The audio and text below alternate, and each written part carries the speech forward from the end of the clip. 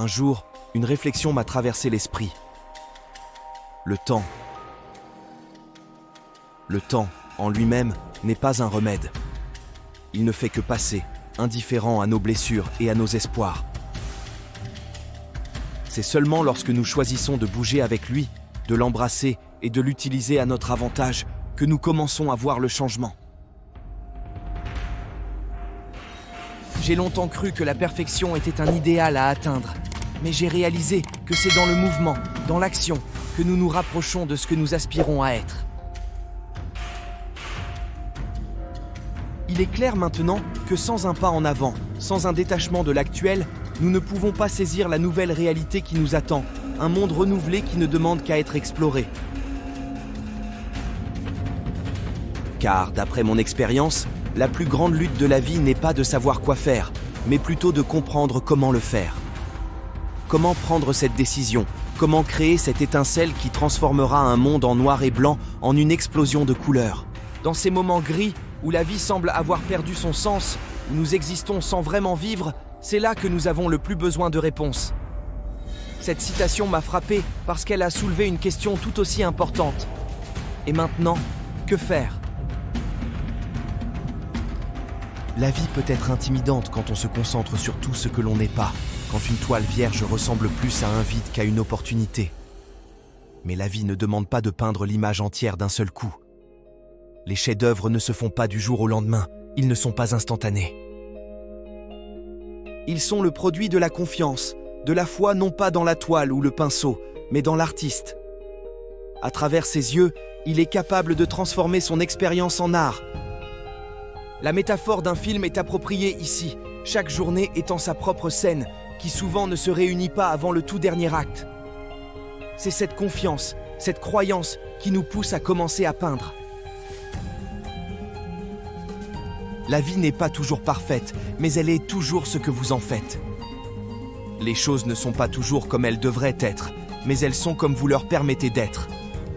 Et surtout, le noir et blanc ne décrit pas tant la réalité qu'il décrit ce qui n'est pas là, ce qui est absent de la réalité.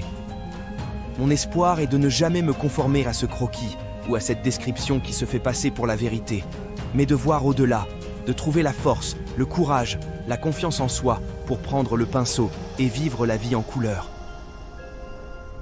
Je pense qu'une quantité substantielle de la vie se résume à la confiance en soi, à croire en soi. Mais voici ce que ce n'est pas. Ce n'est pas une croyance aveugle, ce n'est pas une positivité toxique où vous fermez les yeux, croisez les doigts et quittez le monde en supposant que les choses fonctionneront parce que vous avez droit à un super résultat. Je fais référence à une confiance active et délibérée en vous-même pour apprendre à faire les ajustements nécessaires et pour continuer à avancer. Quand nous avons confiance en notre capacité à avancer et à nous améliorer simultanément, il n'y a pas de défaite. Quand vous savez que vous ne vous arrêterez pas tant que vous n'aurez pas atterri là où vous voulez atterrir, alors les limitations deviennent un choix. Le succès, sous quelque forme que ce soit, est une chose pour vous, pas une chose extérieure. Je crois fermement qu'il existe une valeur incommensurable à reconnaître, que nous sommes tous ici pour laisser ce monde un peu meilleur que nous l'avons trouvé. Se lever quand on pourrait rester assis, descendre dans l'arène et s'engager dans le chaos souvent incompréhensible de notre environnement.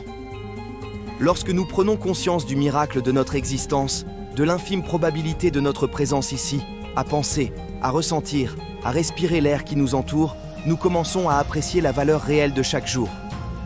Aujourd'hui n'est pas une corvée, c'est une monnaie précieuse, la plus précieuse des commodités. Aujourd'hui est votre moment de vous engager dans cette nouvelle version de vous-même, de voir au-delà, afin que vous puissiez commencer le processus de création de quelque chose de plus grand. Car la vérité est que la vie sera toujours exactement ce que vous décidez qu'elle soit. Si vous vous approchez de votre fenêtre, regardez à travers les stores et décidez que ce que vous voyez est le script final, alors cela sera votre réalité. Mais si vous voyez le présent comme un magnifique commencement, l'initiation à la balade d'une vie, un transport vers la prochaine version de vous-même, aujourd'hui est votre jour. Ne laissez pas votre chance vous échapper. C'est votre billet pour l'infini. Un voyage qui commence dès que vous le décidez. Quand vous regardez ce vaste inconnu et dites que vous ne vous contenterez de rien de moins qu'une vie d'aventure, que vous voulez que cela défie les turbulences, les pertes et les batailles, car elles vous mèneront à un endroit où vous n'auriez jamais pu arriver autrement. Quand vous regardez ce vaste inconnu et dites que vous ne vous contenterez de rien de moins qu'une vie d'aventure, que vous voulez que cela défie les turbulences, les pertes et les batailles, car elles vous mèneront à un endroit où vous n'auriez jamais pu arriver autrement. Vous obtenez de la vie ce que vous donnez, alors donnez tout. Ne laissez aucun chemin inexploré, aucune pierre non retournée. Aujourd'hui est le jour le plus important de votre vie, car il relie le vous d'hier à l'illimité de chaque jour qui vient ensuite.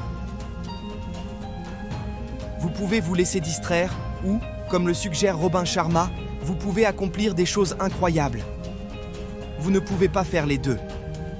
Vous pouvez rester là où la sécurité et la sûreté sont garanties, ou vous pouvez risquer ce que vous avez en quête de vos rêves, mais vous ne pouvez pas faire les deux. Vous pouvez rester le personnage représenté dans l'histoire d'hier, ou vous pouvez prendre ses leçons, ses expériences et créer un nouveau récit.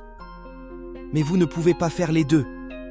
La vie est un jeu de compromis, où toute décision d'aller dans une direction est simultanément une décision de ne pas aller dans une autre. Au moins pour le moment. Cela rend la question suivante d'autant plus importante. Quelle est votre étoile polaire? Car tout ce que vous faites vous rapproche ou vous éloigne de l'atteindre. L'une de mes bouées de sauvetage au fil des années a été de m'accrocher à la citation ou à l'idée que la simplicité est le summum de la sophistication. J'essaie constamment d'y parvenir, car lorsque les choses deviennent complexes dans ma vie, je perds de vue ce qui est nécessaire par rapport à ce qui est trivial. Je ne suis plus clair sur les compromis critiques que je fais.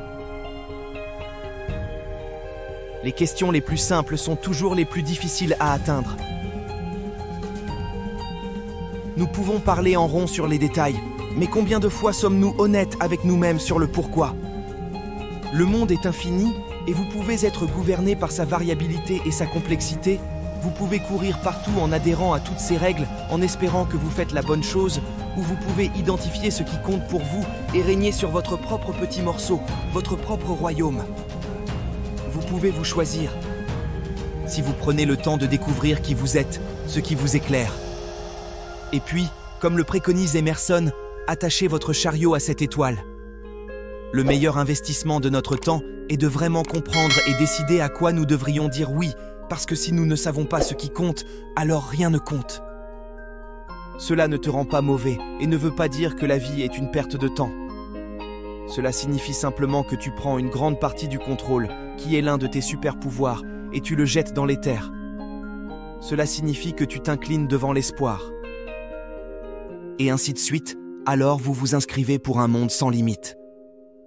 Un monde où vous pouvez ressentir ce que c'est que d'être testé et d'endurer, d'être perdu, mais de trouver votre chemin, de construire quelque chose de significatif à partir de ce qui semble dénué de sens.